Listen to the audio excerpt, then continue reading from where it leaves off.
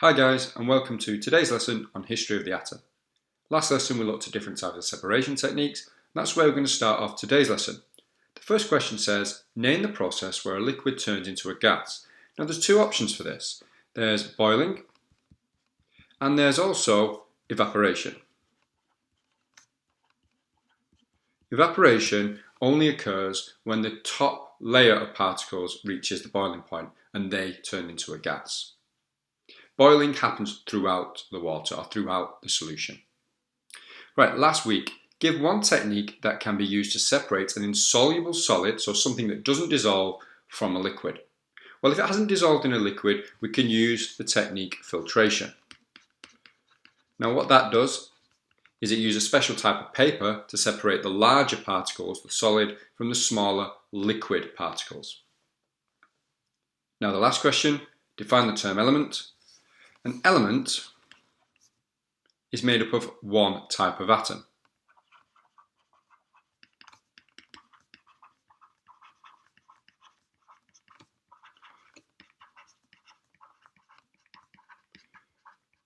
So all hydrogen is made up of just hydrogen atoms.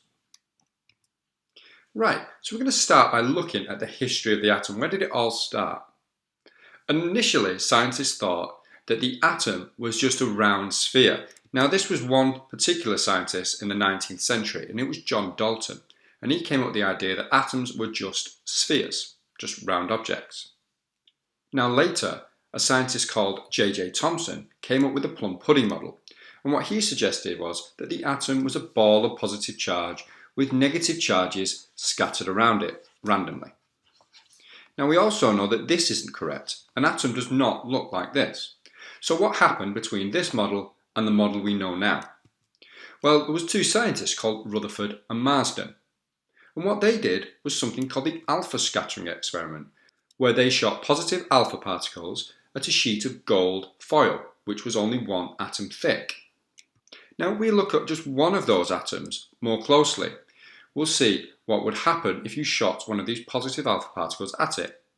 Now, the first observation that they saw was that actually most of the alpha particles passed straight through. Most of those positive particles just passed straight through the atom. And the reason for that was because most of the atom is empty space. As you can see, most of it is just empty space. The second observation that they saw is that sometimes the alpha particle changed direction. And the reason for that is because the alpha particle itself is positive, and so is the nucleus.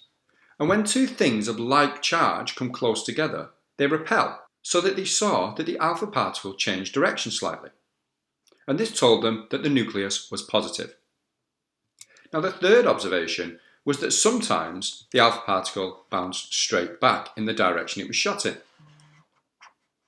Now this told them that there must be something very dense in the centre of the atom, and this is how they discovered the nucleus. The next step in the discovery of the atom was due to a scientist called Niels Bohr, and what he said was that electrons, or the negative charges within an atom, are actually stored in shells. They're in these different layers here, which we call shells. They aren't just randomly dotted around the atom, they're actually put into particular shells. And that was his discovery. Now there's one more scientist called James Chadwick, and you need to memorize this as well. He was responsible for discovering the neutron. So let's try and put all this together in a nice timeline. So the first thing was that you had John Dalton, who thought that atoms were spheres. Then later, J.J. Thomson, who came up with the plum pudding model. Remember, the plum pudding model is a positive charge with negative charges scattered around it.